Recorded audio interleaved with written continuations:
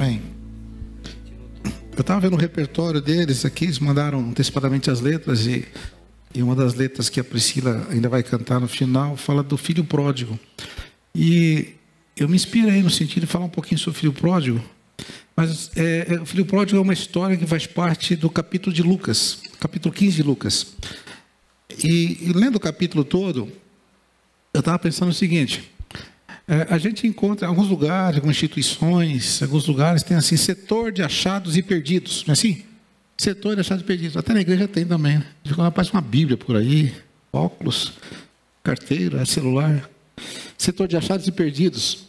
E eu fiquei pensando, há um setor de achados e perdidos da Bíblia, é o capítulo 15 de Lucas, porque ele fala da ovelha perdida, da dracma perdida, depois do filho perdido. E todos foram achados, amém? Quem foi achado aqui diz amém? Você estava perdido, também foi achado. Graças a Deus, o setor de achados perdidos do céu funcionou direitinho e você foi achada por Deus, né? Aleluia. E a primeira história que nós temos aqui está em Lucas capítulo 15, se você quiser dar uma olhadinha lá, mas eu vou só citar porque não dá tempo de ler o texto todo. Mas acho que é importante a gente simplesmente recordar as palavras do Senhor Jesus. Ele estava falando com um grupo de pessoas. Ali estavam os fariseus, aliás, primeiro estava, cita que havia ali os publicanos, pecadores, mas não estavam ali apenas, havia outro grupo, eram os fariseus e os escribas. E você sabe, onde tem fariseu e escriba, sempre é uma contestação daquilo que Jesus estava falando. E eles começaram a ficar incomodados, porque Jesus estava comendo e bebendo com pecadores, coisa absurda, porque os fariseus eram muito puritanos, muito certinhos, não se misturavam com as pessoas comuns, principalmente com alguns que chamavam aqui de pecadores, e pior ainda, alguns publicanos, que eram cobradores de impostos, que estavam trabalhando para Roma, quer dizer, eram traidores da pátria, realmente a maioria deles não era nem honesto, não havia muito controle que nem hoje, então você imaginou como que era, né? Eles cobravam imposto, né, e do jeito que eles queriam, e lembramos inclusive de um deles, que foi Zaqueu, né, um publicano que Jesus também achou que estava perdido, e ele disse, olha, se eu defraudei alguém, eu vou restituir 4 vezes mais, porque ele tem a consciência pesada mesmo, e ele entendeu que tinha uma riqueza ilícita, mas ele não queria, ele queria se desfazer de uma certa maneira, ele falou, vou dar metade dos meus bens aos pobres.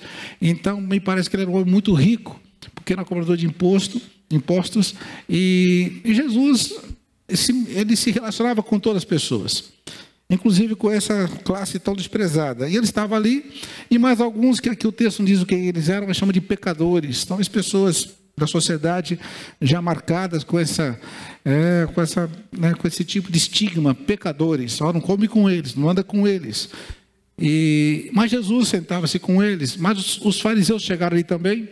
Os fariseus eram um partido político e religioso da época, e eles eram uma elite dominante, e estavam os escribas também, homens da lei, que escreviam a lei. Naquele tempo tinha imprensa, ele tinha que a lei tinha que ser escrita, copiada, e eles interpretavam também, eram chamados escribas, ou também intérpretes da lei, mestres da lei, porque eles lidavam com isso aí. E estava ali, começaram a reclamar, porque Jesus comia com os publicanos, com os pecadores, e Jesus falou, vou contar umas historinhas para você, e começou a contar. A primeira história está em Lucas capítulo 3, do capítulo 15, do 3 ao 7. Então, Jesus compara nesse momento aqui a um pastor que deixa, ele compara Deus, né, a um pastor que deixa 99 ovelhas lá no campo, onde ele estava no pasto, para procurar uma que estava perdida. Então, ele tinha 100 ovelhas, quando ele foi fazer a contagem, faltava uma. Ele deixa as 99 e vai procurar aquela ovelha perdida. E nessa historinha que Jesus chamava de parábola, ele falou assim, quando encontrou aquela ovelha, colocou-a nos ombros, né, ou no ombro, e trouxe para casa com muita alegria, e chamou os amigos para fazer uma grande festa. E Jesus então falou assim, olha, essa história aqui diz respeito, essa alegria, essa festa, significa que há uma festa no céu quando um pecador se arrepende. Porque vale mais, às vezes, é mais importante nesse momento buscar um que está perdido do que aquelas 99 que já estão salvas. E Jesus estava contando essa história para que eles entendessem aquele ambiente ali, por que ele estava ali.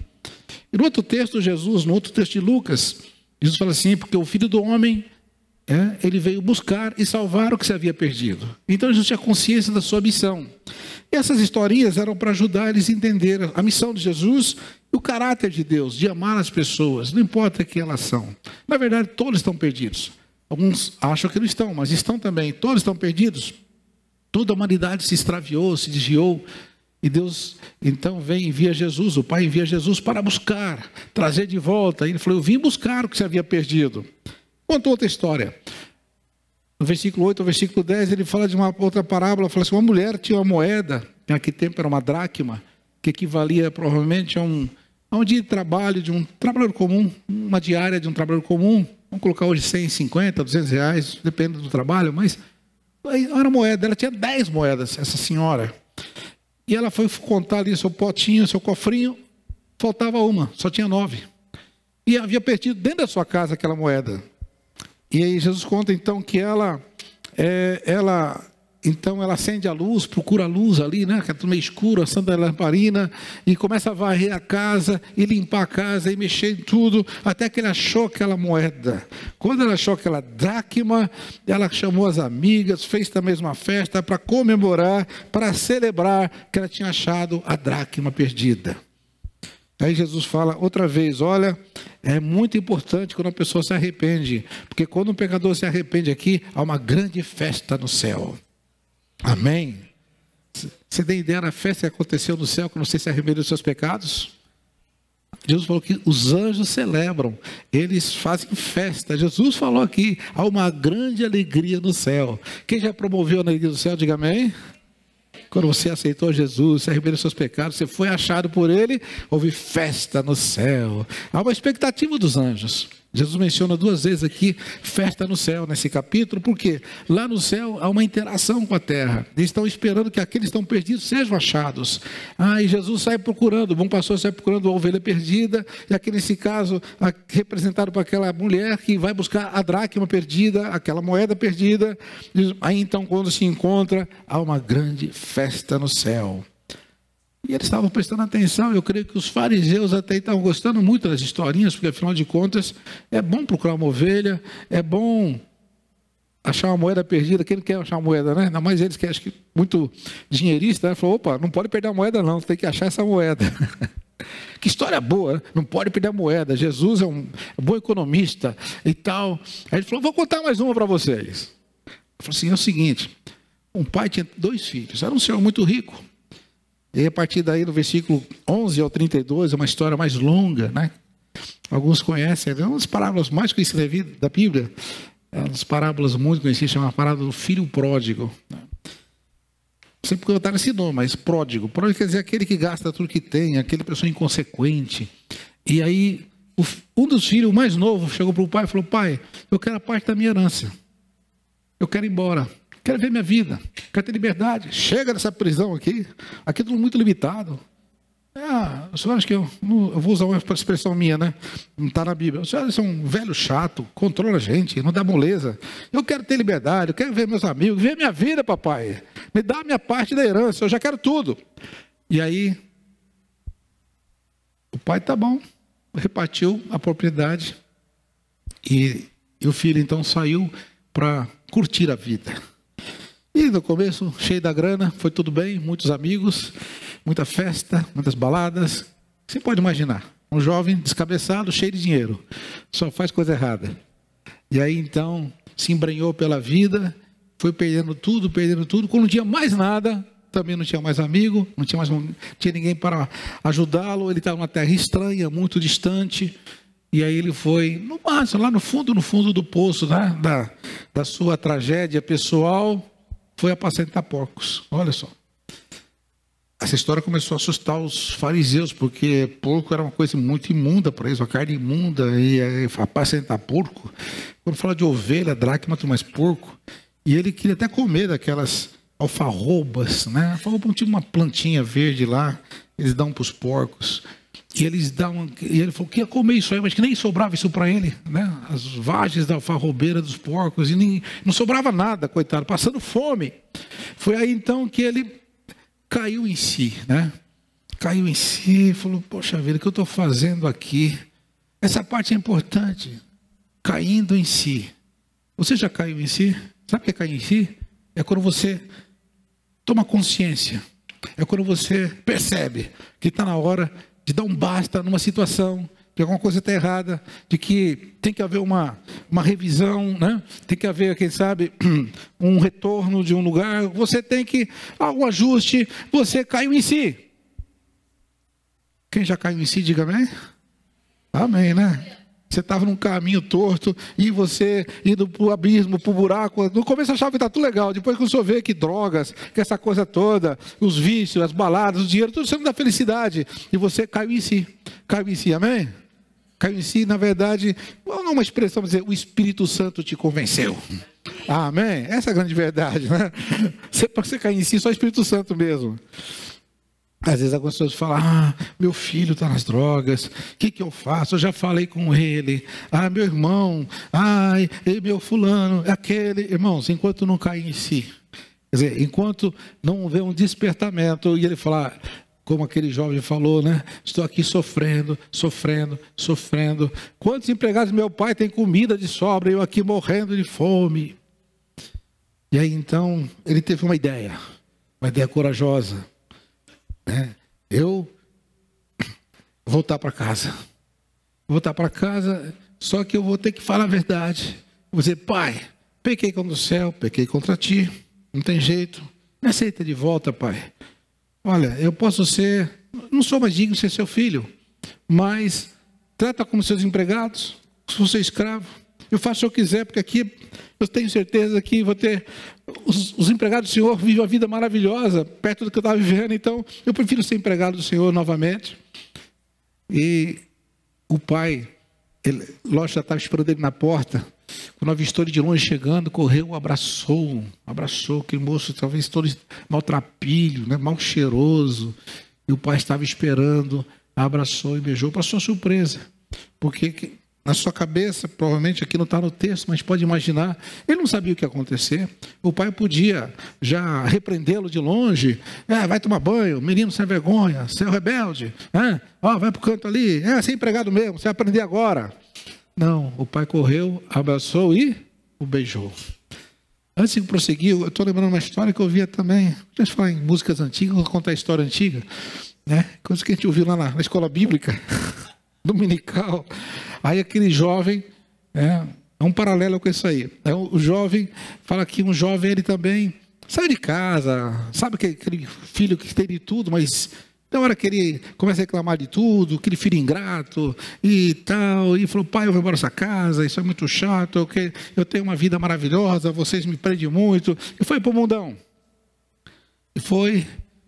E no começo estava até mais ou menos, talvez tinha algum dinheiro no bolso, até que esse moço um dia também caiu em si, porque ele estava lá na pior, né? E ele falou, mas como eu vou voltar para o meu pai? Com que cara eu vou voltar para o meu pai? Será que vai aceitar? Aquele tempo não tinha WhatsApp, não tinha telefone, ele estava sem comunicação, talvez uma carta, vou escrever uma carta para ele. E então, ele falou assim, pai, eu estou voltando.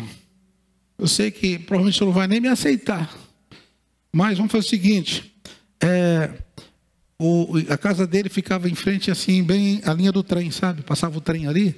Eu vou passar, né, chegar na estação, dá para ver a casa dele, que era bem em frente, na rua, que estava de frente da linha do trem. Eu vou passar com o trem aí, na janelinha eu vou olhar. Se o senhor me aceita de volta, coloca um lencinho branco na árvore que tinha bem na frente da casa dele. Coloca um lencinho branco na árvore. E aí, então, ele... estava no trem todo ansioso, quando vai chegando, o coração batendo forte, ele olha para a casa dele e vê a árvore cheia de lencinhos brancos, Você é bem-vindo, meu filho, amém? É assim que Deus está te esperando, amém? De braços abertos. Tem hora que você fica tão envergonhado, Senhor, fui infiel mais uma vez, falhei mais uma vez, errei uma vez, e agora, Senhor? Deus só tem lencinhos brancos para você. Tipo, vem meu filho, eu vou te abraçar, eu vou te beijar. E é assim que Deus recebe cada um de seus filhos que arrependidos voltam para o braço do Pai. Amém? Que experiência maravilhosa aqui mostrando a graça de Deus. Mas sabe o que aconteceu então? A história não para aí. Aí quando o pai o abraçou e beijou, levou-o para casa e falou, bom, traz uma roupa bonita para ele. Traz uma roupa. Traz também calçado para os seus pés.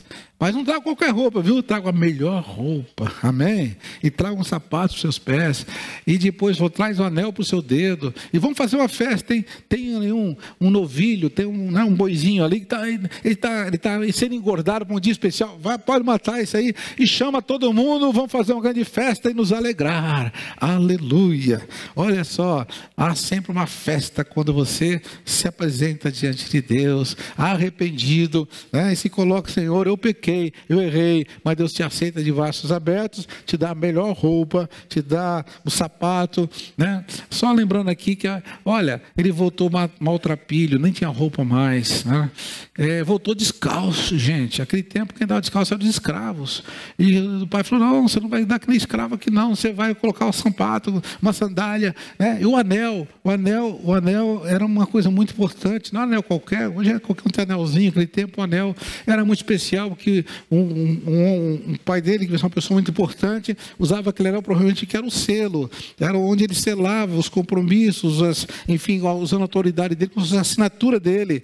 E então, assim, você está tendo a melhor roupa, você está tendo um calçado porque você não é escravo, você está tendo um anel porque agora você volta a ter autoridade, que assim é recebido numa festa muito grande, amém? Queridos, é assim que Deus está buscando os perdidos.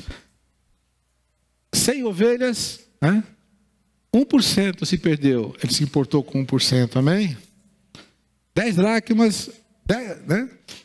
10, uma se perdeu, seria 10%, ele se importou também. E aqui muito mais ainda, 2 filhos, um foi embora e voltou, 50% perdido que foi resgatado. Não importa, né? Deus dá valor para todos, mesmo que seja uma ovelhinha perdida, seja uma dracma, uma moeda, né? Mas no caso um filho, muito mais ainda, Deus está sempre de braços abertos, amém, aleluia. Então a Priscila vai cantar, Priscila, a música do filho pródigo. Tá. Enquanto você vai pensando, porque depois nós vamos fazer uma oração aplicando isso na sua vida, porque Deus chamou você. E se alguém está aqui como alguém que se afastou de Deus, como alguém que está longe de Deus, olha só essa história que Jesus contou, foi só uma história, mas com você não é uma historinha, você é uma realidade. Deus está de braços abertos para te receber. Deus quer ter você aqui, Deus quer você, e olha mais uma coisa, haverá uma grande festa com o seu retorno à casa do Pai.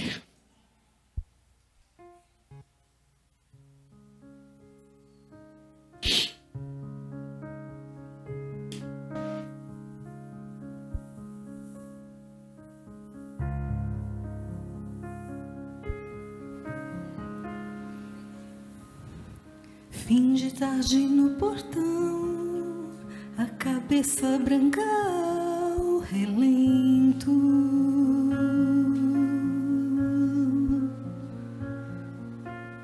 Teimosia de paixão faz das cinzas renascer alento.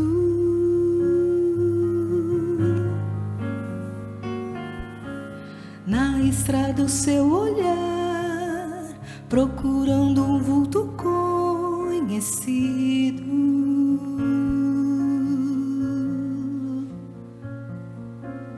Espero um dia abraçar quem diziam já estar perdido.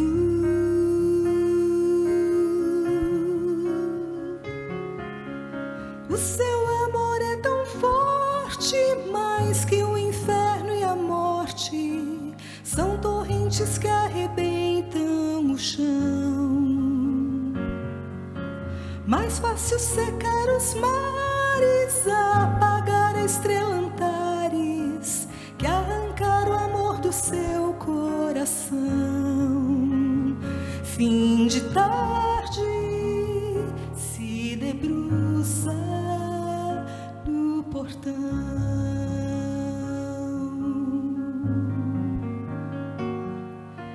Mas um dia aconteceu e o moço retornou mendigo.